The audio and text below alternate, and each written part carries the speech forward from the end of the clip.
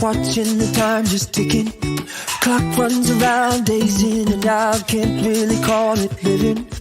Somewhere I let light go dark, but here's where my new story starts. Take my life. Hello, welcome to Heart of the Tribe. My name is Chelle Wagner. I'm so glad you came to join me today. Well, we're continuing on in our series today. So, hi, Tammy. Good to see you here. Let me see if I can remove that. All righty. So glad you came to join me today. We're continuing on in our series today. We are continuing to count the Omer and the weeks leading up to Shavuot. So I'm going to right away share my screen and bring back up our menorah. So we've got the 7 Ruachs of Yahweh, right? We've got the Ruach Yahweh, the breath of life, lining up with Passover, the Ruach Hokmah, wisdom, lining up with unleavened bread. And that brings us to the Ruach Binah, understanding, and the Feast of Firstfruits. So that's what we're going to be talking about today. I'm really glad you, Tammy, that you're enjoying this study. I'm learning a lot from this study. Hi, Gabriella. Good to see you today, too. It's really, expanding me because I've been doing the feast for a long time and really been looking at these Ruachs for a long time, but doing this deep dive study is opening it up in a whole new way to me. And I'm really excited about that. And I'm glad you're enjoying it too. Okay. So, we had this scripture. I've kept this one up here the whole time just to remind us who we are, out of Matthew 5:14 and 16. Ye are the light of the world. A city that is set on a hill cannot be hid. Neither do men light a candle and put it under a bushel, but on a menorah, and it gives light unto all that are in the house. Let your light so shine before men that they may see your good works and glorify your Father, which is in heaven. All righty. So today, to start fresh, here's where we're going to begin. We're going to begin in Ephesians 5:8 through 17. For ye were in time past darkness, but now are ye light in Yahweh. Walk as children of light, for the fruit of the Ruach is in all goodness and righteousness and truth, proving what is acceptable unto Yah, and have no fellowship with the unfruitful works of darkness, but rather reprove them. Wow, right there, saying put up a division between yourself and unrighteousness. It's funny, you start walking this walk of Torah and people start saying, oh, well, you're being judgmental, you're trying to put us all under the law. It really does bring that, like that letter het, the fence wall, the division, right? We were just studying this not long ago in the Paleo Hebrew class, but that het will bring that division in your life. Hi, David. I'm glad that you're here even for a little bit. So right there, you can see it. So we're to reprove them, right? For it is shame even to speak of those things which are done of them in secret. I mean, he's like, I don't even want, to hear it coming, what the things that are being done by the evil. I don't even like hearing it coming out of your mouth. It's shameful to even speak about these things, right? But all things that are reproved and made manifest by the light. For whatsoever does make manifest is light. Wherefore he says, awake, ye that sleep, and arise from the dead, and Mashiach shall give you light. I was walking around for a long time with a dead Ruach. It had not been awakened, and coming into fellowship with Yahusha and understanding what he did for me and that belief, that's what it is it awakens that Ruach within us. And so we become alive and, so that's a wonderful thing. And Mashiach gives us light. See then that you walk circumspectly, not as fools, but as wise, redeeming the time, because the days are evil. Wherefore be ye not unwise, but understand what the will of Yah is. That's exactly what he wants us doing right now, because boy, to understand that the days are evil, all you have to do is like wake up and look outside, or turn on that television, or open up your phone. It just is coming out everywhere, that the days really are evil. Okay. All right. But we are going to be understanding what is the will of Yah. So this is really what we're concentrating on today, is understanding. Now, because this lines up with first fruits, I did want to share one thing real quick. This is what got me to understand years and years ago that I needed to be walking this way. And that was this book, this Biblical Holidays book. It drew me. It's a homeschooling book, and helps you to create an entire curriculum that revolves around the feast. And this was in 2002, my daughter and I bought this book, and it did change our lives. But underneath the section of the first fruits and counting the Omer, it's got this page that lists out everything that happened on this particular date, which they have listed as Nisan 17. And I believe that the Nisan is the Babylonian name of the month. But anyway, this is what it's the third month, okay, in the biblical year. So I just wanted to share with you a couple of these events that did happen. And I'll stop sharing my screen for 1 second. Okay, so here's some things. So on this date for Shavuot, I'm sorry, for first fruits, Noah's ark safely rested on Mount Ararat. That's in Genesis 8:4. The Hebrews entered Egypt, Exodus 12:40 through 41, 430 years before deliverance. Moses led the Israelites through the parting of the Red Sea, Exodus 3:18 and Exodus 5:3 is where you can find those references. Yeah, amazing. I didn't realize that happened on the day of first fruits till I saw this. Also, the actual day of first fruits, Israel entered and ate the fruits of the promised land. This is seen in Joshua 5:10 through 12. The walls of Jericho came tumbling down, Joshua 5:13. The cleansing of the temple by Hezekiah, 800 years after entering the promised land. That's in 2 Chronicles 29:1 through 28. Remember, he even broke that brazen pole with the serpent on it that Moshe had put up, right? Okay, very interesting that he cleansed the temple of that on first fruits. All right. Also, Queen Esther saved the Hebrews from elimination. This is in Esther 3:12 and 5:1. And we also, the very most wonderful thing ever, the resurrection of Mashiach. Okay, so I thought that was really interesting. They had this one noted here, the odds of just 2 of these events all happening on the same day of the Hebrew year, which is a 360-day year, are 1 in 129,000. The odds of these events all happening on the same day of the Hebrew year are 1 in 783 quadrillion, 864 trillion, 876 billion, 960 million. Wow. Talk about, you don't want those kind of odds if you're playing the lottery, right? Not very good odds, but Yah is amazing. And no matter what is going on in the world, Yah is always going to have his way. His hand is never removed. I also just wanted to mention a resource, not knowing if you guys know, Dr. Stephen Pigeon has on Sefer.net a section called resources on his page. And on that, you'll find this article as we're studying, the Ruach.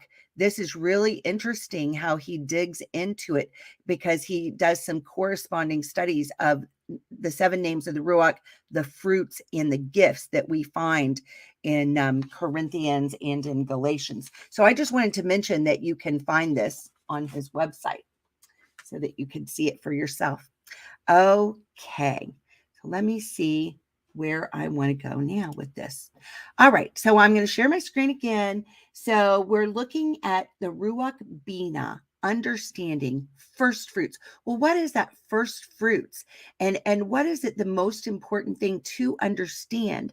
And that would be that spirit of adoption. You know, when you know that you have been welcomed into the family of Yah, that you are part of Yasharel. You know, you're not some second class citizen. You don't have to have, you know, just the right blood and just the right lineage and this, that, and the other, but that, you know, beginning really with John the Baptist, that way began to, you know, he proclaimed the way, and Mashiach came in, and the temple into the Holy of Holies was ripped wide open from top to bottom, and a way for all people was made into the kingdom. And this is an amazing thing. So we're looking at this word Binah. So the word is Strong's H998. And it's from H995, Binah. It means understanding or discernment. That was the whole of the definition, basically, that I got when I tried to study it out.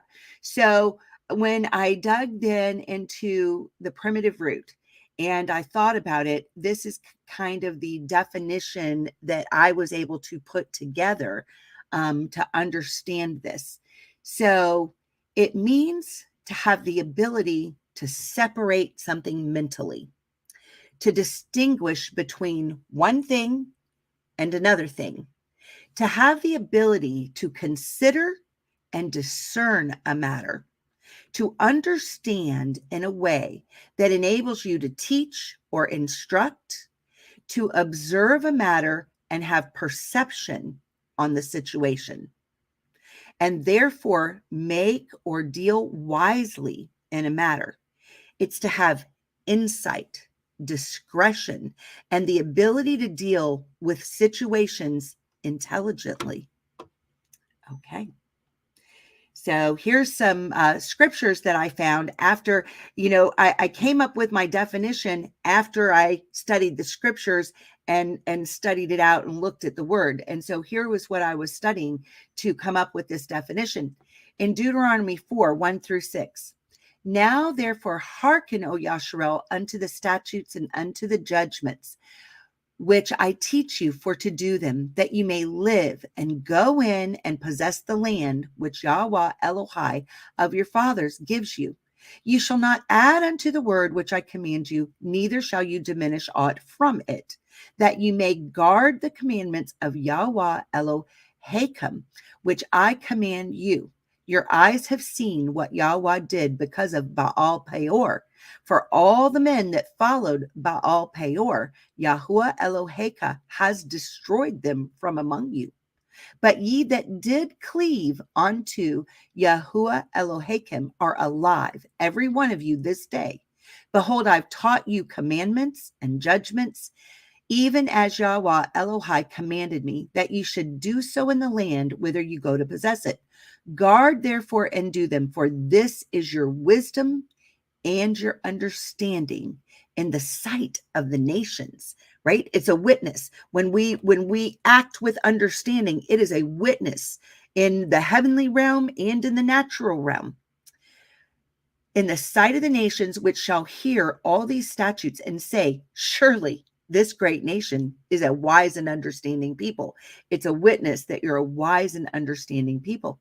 Now, this is a great verse out of Job 28:28. And unto man he said, behold, the fear of Adonai, that is wisdom. Okay. And to depart from evil is understanding. All right. So I did want to share with you a quick video clip. Let me see if I can bring that up to my screen. Now, this is a video clip of the Patriot Nurse. And I think that she does a great job. Oh, wow. We're getting spammed by somebody, you know, doing something disgusting. Let me see if I can totally block them. There we go. All right. Okay. So I'm going to go ahead and play this one. The Patriot Nurse is somebody that I think is displaying a whole lot of wisdom and understanding on the matters that are happening in the world right now. So I just wanted you to be able to hear this. On inflation. Inflation is running rampant. The housing market is absolutely insane. Let me know if you can hear it. People in the millennial category who are looking at buying homes, you can just kiss that stuff goodbye. Unless you've got a ginormous down payment or you're independently wealthy or you've just been incredible at being an entrepreneur and saving. Unless you meet like those criteria, it's going to be very, very difficult for you to find a home. Just because I've had trouble with this before, somebody let me know in chat if the sound is coming through. Yes. Thank you, Gabrielle. Super small. It's hard. And that is going to put in a lot of pressure, a lot of economic pressure, and frankly, a lot of socioeconomic pressure going forward. We are sitting really ripe for revolution, guys. There's a lot of instability. There's a lot of chaos. The three ubiquitous factors present throughout human history are war, famine, and disease. One usually begets the other three. So when you look at inflation and a lot of these economic woes that have befallen the entire world, it's because of the destabilization and decoupling of economies. So I submit to you, we're going to be seeing a rapid pull away from globalization because of all the issues and the supply line weaknesses that have been highlighted over the past couple of years. We're going to be seeing some major shifts over the next couple of years, away from globalization and more towards self-sufficiency from an microeconomic standpoint. This is going to do a couple things. Number one, it's going to strengthen the position of labor unions. Number two, it's going to drive up prices domestically, whether it's on wages or the trickle-down effect on the supply line chain, that everything is going to become that much more expensive. When you consider the fact now that it's becoming more expensive and our dollar is worth less, and you've got disparities in trade now and trade deficits, trade surpluses. Now, I'm not an economics professor here, but I can look at things and look at history and trends and see that we are headed for some very, very unstable times. And I'm not the only one saying this. Some major economic polls and indicators are showing the same thing. And so major companies who manage, hundreds of billions of dollars worth of wealth, they are restructuring their portfolios and moving around their asset allocation to adjust for this. That on average, people are much, much less optimistic about the intermediate and long-term prosperity in the United States. And they're less positive about the economy. Consumer confidence is low. And what people feel tends to actualize into how the market swings. And so many companies who are managing lots of wealth are shifting towards commodities. You know what that means? That means that everything's going to get even more expensive at the store. So it pays now more than ever to keep your beans, bullets, and Band-Aids stored up, and definitely to invest in two things: to invest in your supplies and invest in your skills. Supplies and skills, right? So you've got a head and a tail to everything. It is important to have your supplies as a hedge against inflation, but it is essential for you to have skills in order to maintain your supplies, to use them judiciously, and also to be wise about the times and to have solid problem-solving capability for moving forward into the future in a series of unknowns. So that's just what I'm thinking right now. I've added to the class schedule. Okay, so let me just remove this. Hold on one second. Okay, so I wanted to share that with you guys because, what she's saying is, to sharpen your skill set. And I think that this is super important right now. And, everybody's skill set is different. We don't all have the same skill set, but whatever your skill set is, whether, everyone watching this program, you guys all know, sharpen your skill set in the word, know your word. Okay. There's what she's describing on there is the increase of the people that, kind of have maybe even 1 foot in the world, 1 foot in the kingdom, wavering on their opinions. There's going to be some people as it gets worse, people will freak out. they're going to freak out. And we have got to be a people of strength and courage. And that's something I want to share to you, of strength and courage, that we display strength and courage in the midst of all this. And this is what shows us to be an understanding people. So, I mean, all of us, some people are going to have, strength in weapons trainings and this, that, and the other. Some people have strength in knowledge of healing. Some people have strength in the word. It's different things, but whatever your skill set is, sharpen it up, do your best to be dealing in reality that, yes, we're headed into something that none of us have ever experienced before, and be listening to the Ruach so that we know what to do during this time. Okay, so I'm going to add back my notes. And now this is, a really important point. In Genesis 3:1-5, what do we see? The serpent was more subtle than any beast. And what's he trying to fool the woman into is, you need to know good from evil. Then your eyes are going to be opened, and Yah never wanted that for us. He never wanted that for us. But we need to understand that there is a lot going on in the kingdom.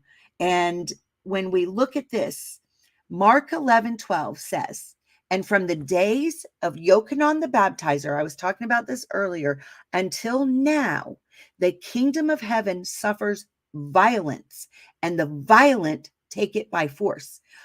Okay, what's going on? Well, we are not alone, right? We are absolutely not alone. There is a lot going on in the heavenly realm. Dr. Pigeonhead began to go into this a little bit on last Tuesday's program. If you haven't seen that yet, I would definitely suggest it.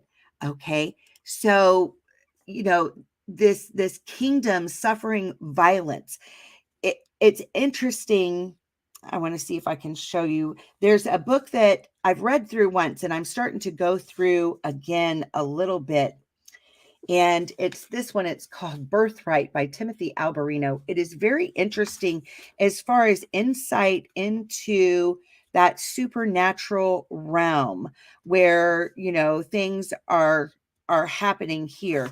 So I'm going to read this one little bit here. Okay. So it's talking about like that whole saying, King of Kings, Lord of Lords, right? Because we're talking about the kingdom of violence. The kingdom of heaven suffers violence, and the violence take it by force. He's got in here written, when titles of regency are directly just juxtaposed in the text, in this case, kings and lords, right? They often reflect two distinct realities, the terrestrial and the extraterrestrial, the human and the non-human. The terrestrial realm is the domain of the human race, governed by human kings. So when you see this term kings, you're probably looking at the natural realm, okay? But other realms more ancient than the earth are governed by quote unquote lords, or in the Sefer, it's got it as Adonai or Elohim, small a or small e, right? Governed by lords or princes of what he calls the elder race. Extraterrestrial thrones, dominions, and principalities were appointed by the Son of God, the Prince of Princes, long before the creation of mankind. I mean, we know when we look in Job that the morning star sang as they watched the world being created, right? So he's starting off this whole chapter with saying, the earth and people, it was all created for Yahusha, and there were other beings and other things going on in the universe before earth and man came on the scene, right? So that's really interesting. So I'm just reading a couple of quotes out of here. The visible thrones and dominions of terrestrial governance are reflections of their invisible extraterrestrial counterparts, including and perhaps especially in the aspect of war. Okay, so for every bad actor that we're seeing on in the physical realm now. And think about it. We've got, Trudeau in Canada. We've got Biden and his crazy crew in the White House right now.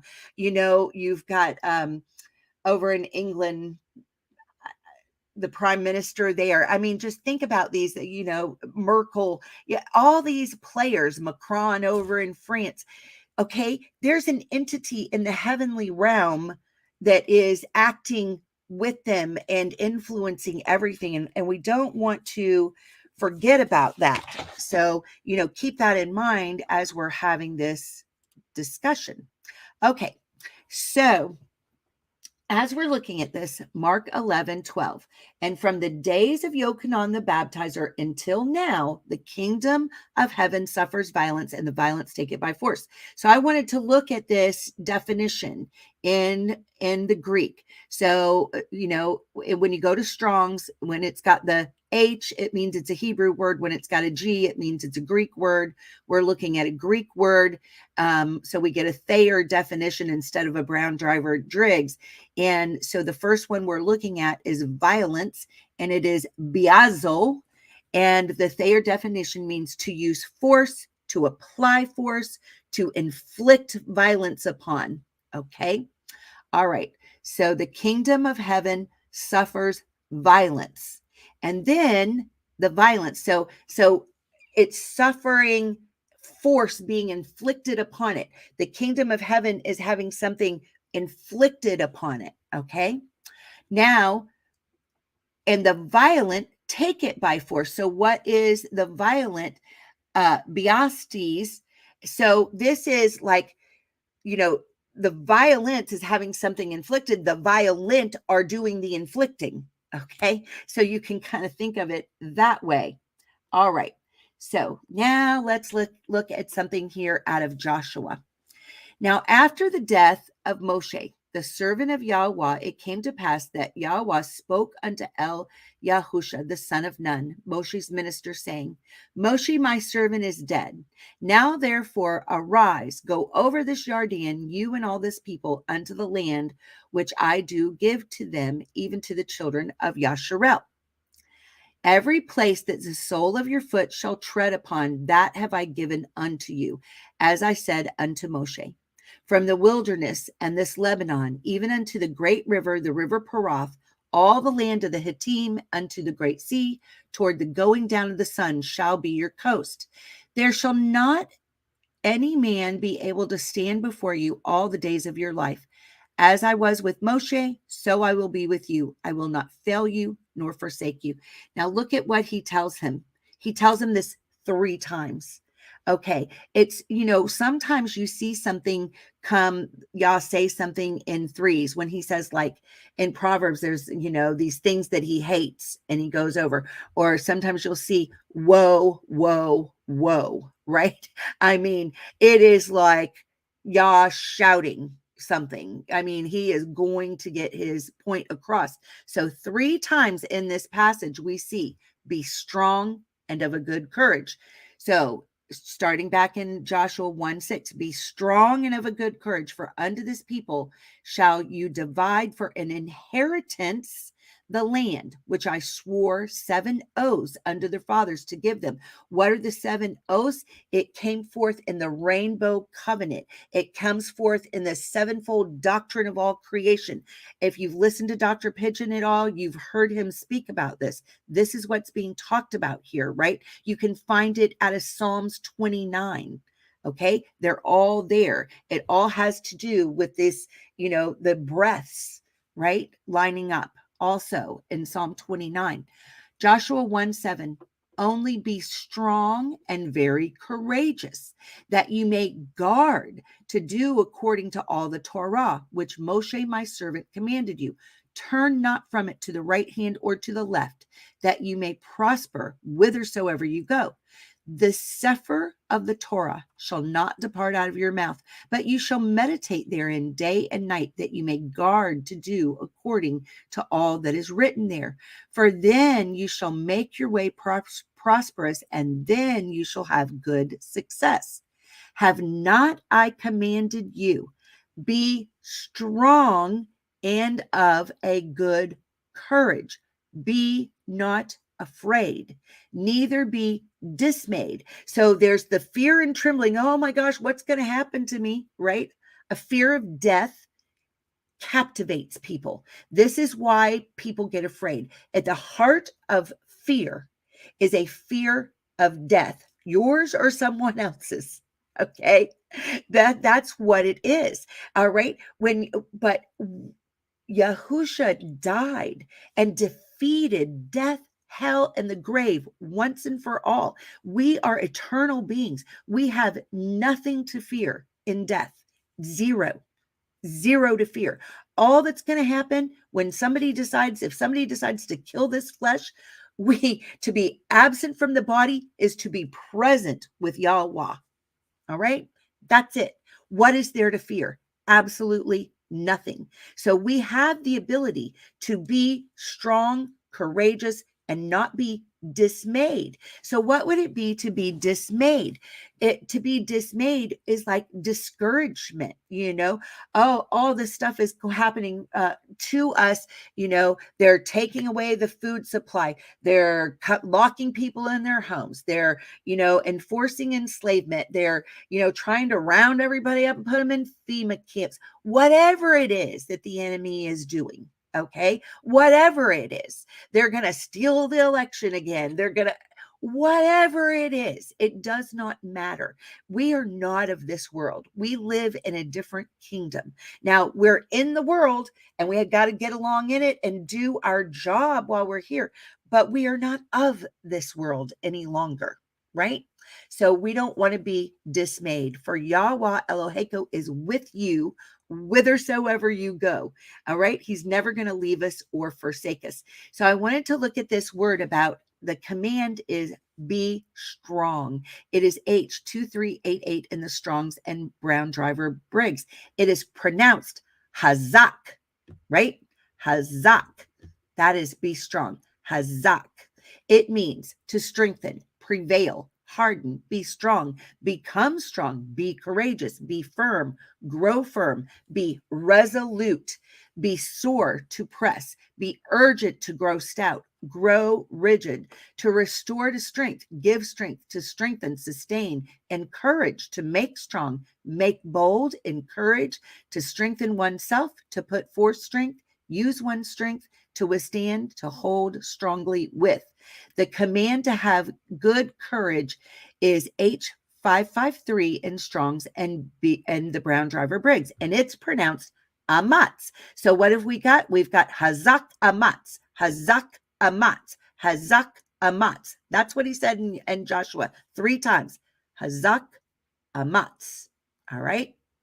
It means to be strong, alert, courageous, brave, stout, bold, solid, hard to strengthen, secure for oneself, harden, make firm, make obstinate, assured, to be determined, to make oneself alert.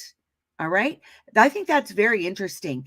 But some people have a tendency when things are not going the way that they want to try to live in la la land and put their heads in the sand like an ostrich. Oh, well, once, the elections come, we're going to get it all turned back around. That's not true. All right. America's not going to be made great again. It is the great whore of Babylon, according to Jeremiah 50 and 51 and Revelation 17 and 18. It's going to fall in 1 hour. All right. It'll be done. And it's not that far off. I don't have a date, but it's not that far off. Everything that we're experiencing is pushing to this point. Okay. And I think it's very interesting, even as you see right now, there's a prophecy by Dimitri Duduman that's been around since the 80s. This was a Romanian pastor that they tried to kill because he was a servant of the Most High. And they put him in the electric chair 3 times and they couldn't kill him. Yahweh gave him a message to come to America and bring a message to America. He did it under hardship. He couldn't speak our language. He had to have an interpreter. But the message that Yah gave him in a nutshell, and you can find this if you just Google this and find it online. But he talked about how America would go into a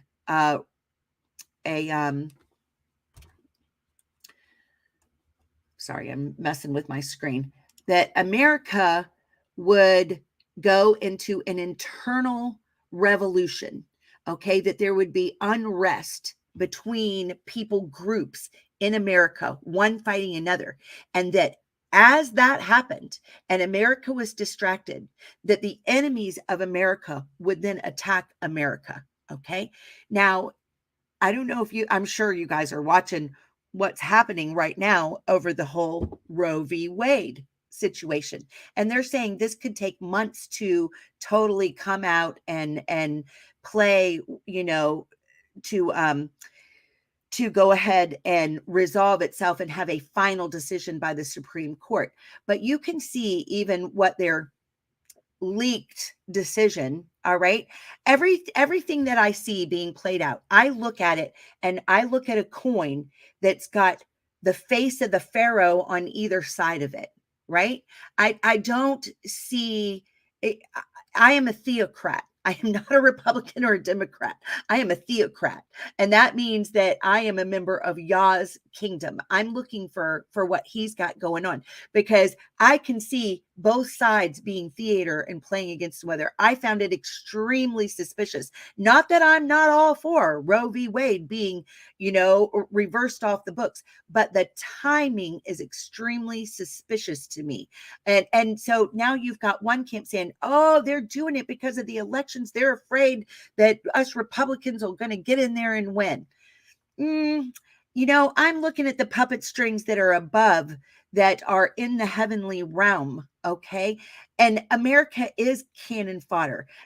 This is a war that goes far beyond the country of America. All right. We're just one little teeny tiny thing in this. Not that we are not important to Yahweh, but Yahweh knows whose are his, and he knows our names, and we don't have to be swayed by all this mess that's going on there. All right, back to my notes. Okay, so in Genesis 48:1, and it came to pass after these things that one told Joseph, behold, your father is sick. And he took with him his two sons, Manasseh and Ephraim. And one told Yaakov and said, behold, your son Joseph comes unto you. So what did Yasharel do? He strengthened himself and sat up on the bed. Why did I pick this verse? The reason is because, you know what? Yaakov was on his deathbed, but he had something important to say and something important to convey before he left this earth. So what did he do? He said, Hazak Amatz, within himself. I am going to sit up. I'm going to be strong and courageous, and I'm going to finish my course. Okay. He is the faith of our fathers is an example for us. Okay. Now in Exodus, this is the word used to describe Pharaoh's hardened heart also. All right. Which is also interesting. All right. Now, I love this passage out of Isaiah 41. It says, keep silence before me, O islands, and let the people renew their strength. Let them come near, then let them speak. Let us come near together to judgment. Who raised up the righteous man from the east, called him to his foot, gave the nations before him, and made him rule over kings? He gave them as the dust to his sword, and as driven stubble to his bow. He pursued them and passed safely, even by the way that he had not gone with his feet. Who has wrought and done it, calling the generations from the beginning? I, Yahweh, the first, and with the last, I am he. What do we know in Revelation, right? Yahusha says, I am the Aleph and the Tav. I am the first and the last, right? Very interesting. Right here, you see the same thing as Yahweh speaks. Okay, they are Echad. They are Echad. All right. In the beginning was the Word, and the Word was with Yah, and the Word was Yah. Okay, that's out of John 1. All right, they helped everyone his neighbor. All right, The isle sought and feared. The ends of the earth were afraid, drew near and came. They helped everyone his neighbor, and everyone said to his brother, be of good courage. This is that same word, okay? Um, uh, and So the carpenter encouraged the goldsmith, and he that smooths with the hammer, him that smote the anvil, saying, it is ready for the soldering. And he fastened it with nails, that it should not be moved. And this is the same word, okay? I every time I saw the same word in here, I put it in yellow. Very interesting when you take it to the Hebrew, that, you know, our English interpretation turns it into, you know, so many other words when it's the same Hebrew word. All righty. But you, Yasharel, are my servant, Yaakov, whom I've chosen, the seed of Abraham, my friend. Wow. You whom I have taken from the ends of the earth and called you from the chief men thereof, and said unto you, you are my servant. I've chosen you and not cast you away. Fear not, for I am with you. Be not dismayed, for I am your Elohim. I will strengthen you. Yea, I will help you. Yea, I will uphold you with the right hand of my righteousness. Behold, all they that were incensed against you shall be ashamed and confounded. They shall be as nothing, and they that strive with you shall perish. You shall seek them and shall not find them, even them that contended with you. They that war against you shall be as nothing, as of a thing of naught. For I, Yahweh Eloheka, will hold your right hand, saying unto you, fear not, I will help you. Fear not, you worm, Yaakov, and you men of Yasharel. I will help you, says Yahweh, and your Redeemer, the Holy One of Yasharel. Behold, I will make you a new sharp threshing instrument having teeth, and you shall thresh the mountains and beat them small, and shall make the hills as chaff. You shall fan them, and the wind shall carry them away, and the whirlwind shall scatter them, and ye shall rejoice in Yahweh, and shall glory in the Holy One of Yasharel. When the poor and needy seek water, and there is none, and their tongue fails for thirst, I, Yahweh, will hear them. The Elohai of Yasharel will not forsake them. I will open rivers in high places and fountains in the midst of the valleys. I will make the wilderness a pool of water, and the dry land springs of water. I will plant in the wilderness the cedar, the shittah tree, and the myrtle, and the oil tree. I will set in the desert the fir tree and the pine and the box tree together. I mean, all those things, you know, I love to study plants. And so I can look at these things and see what's edible, and what plants hold water and sustenance and vitamins and things that you need. It's very, very interesting. That they may see and know and consider and understand together that the hand of Yahweh has done this, and the whole of the Holy One of Yasharel has created it. You know, I love this verse from Ruth about courage. Okay. It's translated as steadfastly, but it's the same word that we saw earlier. It's amatz. It's in Ruth 1:16. So here they had been out of the land, right, in Moab, because Ruth is a Moabitess. Okay. She's also in the lineage of Mashiach, right? So she's a Moabitess that has married a Hebrew man, and Naomi is her mother-in-law, and all the men are killed because of warfare going on, and sickness and death and the things that are going on, right? So she sees it and she says, you know what, I'm going to go with you, because Naomi tries to get her to just go back to her homeland and find herself a new husband. And this is her response. She said, and Ruth said, entreat me not to leave you, or to return from following after you. For whither you go, I will go, and where you lodge, I will lodge, and your people shall be my people, and your Elohim, my Elohim. Where you die, I will die, and there will I be buried. Yahuwah, do so to me, and more also, if aught but death part you and me. When she saw that she was steadfastly minded to go with her. Then she's left speaking unto her. So when Naomi was able to see, Ruth knows what she's saying.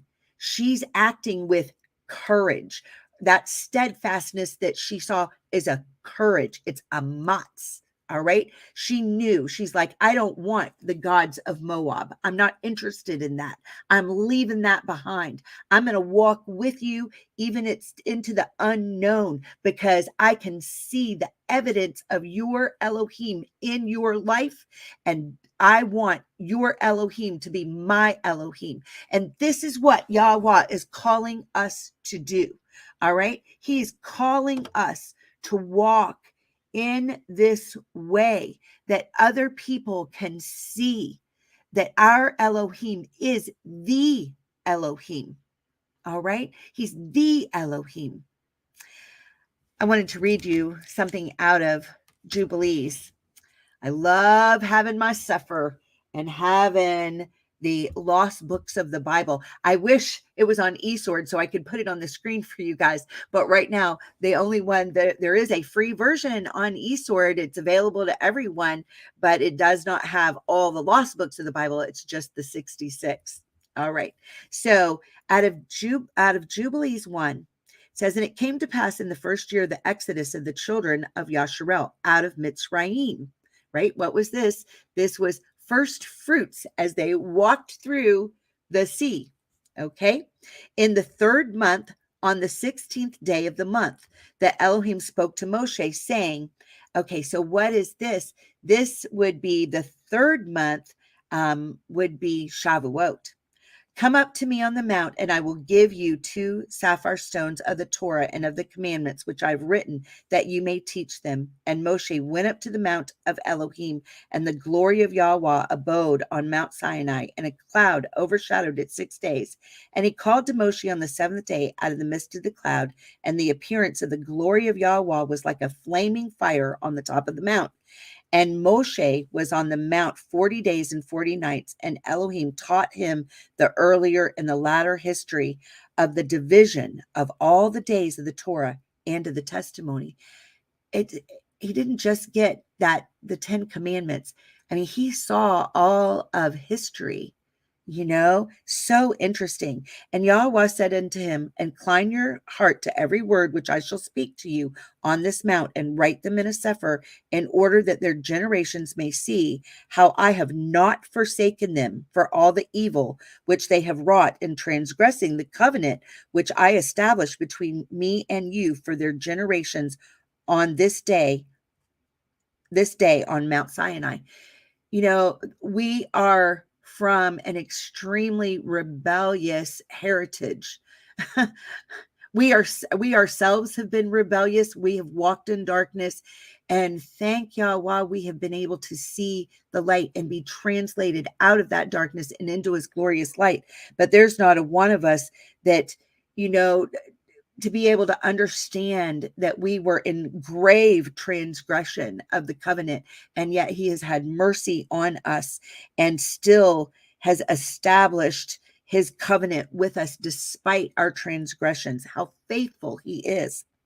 And thus it will come to pass, when all these things come upon them, that they will recognize that I am more righteous than they in all their judgments and in all their actions. And they will recognize that I have been truly with them. He has always been with us, right? Verse 8.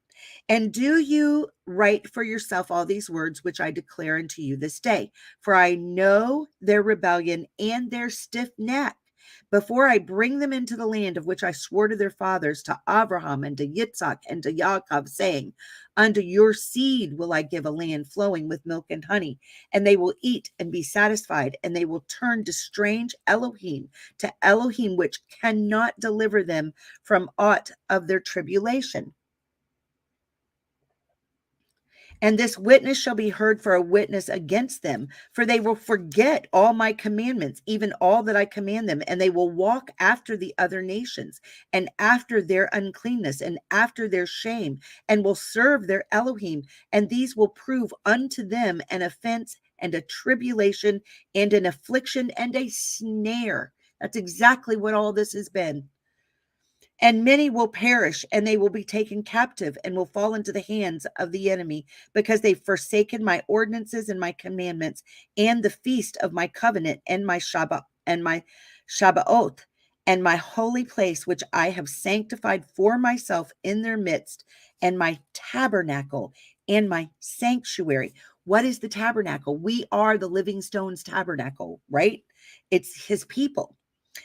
In my sanctuary, which I've sanctified for myself in the midst of the land, that I should set my name upon it and that it should dwell there. You know, when you look at our DNA in the sulfuric bridge of 10565, you see that his name is written on in every cell of our body. Amazing, right? His name has been set there. We don't want to do anything that erases or corrupts that name. His name, Yahweh. And they will make to themselves high places and Asherah poles and graven images, and they will worship each his own graven image so as to go astray. And they will sacrifice their children to devils. I mean, we're seeing it. Molech and the abortion, we're seeing it. And even this whole transgender, disgusting, devilish agenda, right? And to all the works of the error of their hearts. 13, and I will send witnesses unto them that I may witness against them, but they will not hear, and they will slay the witnesses also, and they will persecute those who seek the Torah. Persecution's coming. We've got to wrap our minds around that. It's coming. Yah told us it would come. He also said, don't be afraid when you're dragged into the courts, and don't worry about what you're going to say, because in the self same hour that you need me to give you a word, in that hour, I will give you the word that you need. That's what he promised us. We don't have to be afraid of this. Okay. And they will abrogate and change everything so as to work evil before my eyes. And I will hide my face from them, and I will deliver them into the hand of the other nations for captivity and for a prey and for devouring. And I will remove them from the midst of the land, and I will scatter them among the other nations. That's exactly what happened. That's why I'm sitting right here in North Carolina right now instead of in the land of Yasharel, right? And they will forget all my Torah and all my commandments and all my judgments, and will go astray as to the new moons and the Shabbat and feast and jubilees and ordinances. And after this, they will turn to me from amongst the other nations. This is why our hearts have been drawn towards the Shabbat and the feast. Okay, it's time. It's time for the regathering. All right. So after this, they will turn to me from amongst the other nations with all their heart and with all their soul and with all their strength. And I will gather them from amongst the other nations, and they will seek me, so that I shall be found of them when they seek me with all their heart and with all their soul. And I will disclose to them abounding peace with righteousness, and I will remove them the plant of uprightness, and with all my heart and with all my soul, and they shall be for a blessing and not for a curse, and they shall be the head and not the tail. And I will build my sanctuary in their midst, and I will tabernacle with them, and I will be their Elohim, and they shall be my people in truth and righteousness, and I will not forsake them nor fail them, for I am Yahuwah Elohim. Wow. Right there. Okay. Amazing. Amazing. Trying to see if I have time to read any more of it. Let me look at my other notes here real quick. I always have more than I can possibly bring forth, right? All right. Okay. I'm going to go down here and share my notes. You guys go back and read all of Jubilees 1. It's really, really interesting. But I did want to read this because I wanted to show you in here that we can see spiritual understanding. Okay, in Colossians 1:9. For this cause we also, since the day we heard it, do not cease to pray for you, and to desire that you might be filled with the knowledge of his will in all wisdom and spiritual understanding. So this is a direct reference to the Ruach Binah. Okay. It's always so fun to me when I can find it in what is referred to as the New Testament, right? So here it is. The word spiritual is G4152, and it is pneumatikos. Okay. Right. And we can see right there, they're saying, oh, it's of God, of the Holy Spirit. But here's the big one. Pneuma, right, is breath, right? A pneumatic tool is air coming forth. That's what a pneumatic tool is. So this is breath coming forth. So this is pertaining to the wind or breath. And we know that Ruach is the breath coming forth, right? Windy, exposed. Now the word understanding is, I can't pronounce it. You guys can see it on the screen. It's pronounced, okay, let me try. Sunesis, all right? A running together, a flowing together with knowledge and understanding. It is understanding, i.e. the mind, so far forth as it understands, right? So right there, you can see a reference to the Ruach Binah right in Colossians. Colossians is a wonderful, I love Colossians 1. I'm going to come down right here, and because I've only got a little bit of time left, I'm going to start in verse 15, and it's talking about the preeminence of who Yahusha is.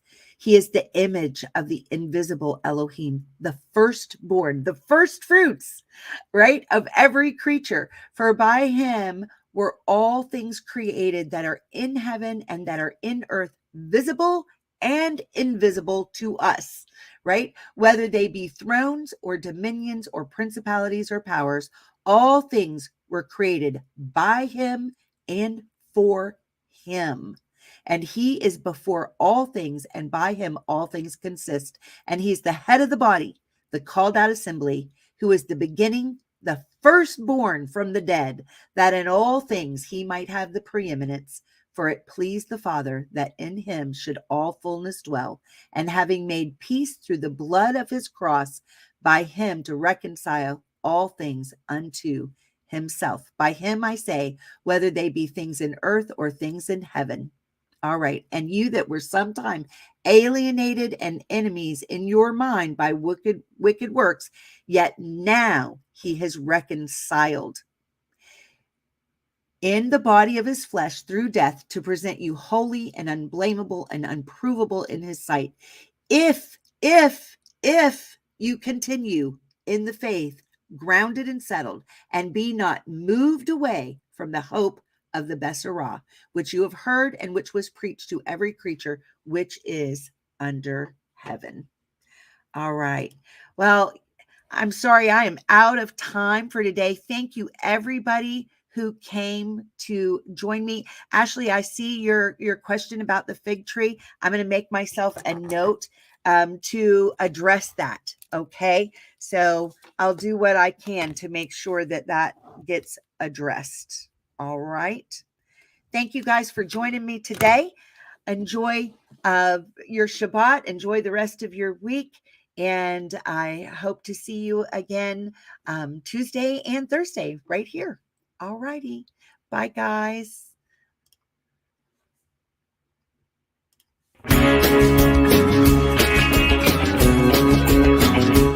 We are richly blessed to bring you what we believe is the fullest, most diverse, yet up-to-date progressive teachings, discussion, and prayer programming you can find anywhere on this planet. Be sure to take the tour of the MessianicLambRadio.com website. I'm Susan Hoogie, thanking you for joining us on the Messianic Lamb Video Network.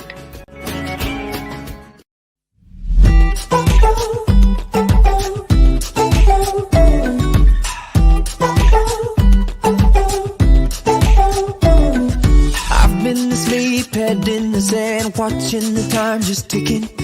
Clock runs around, days in and out, can't really call it living. Somewhere I let light go dark, but here's where my new story starts.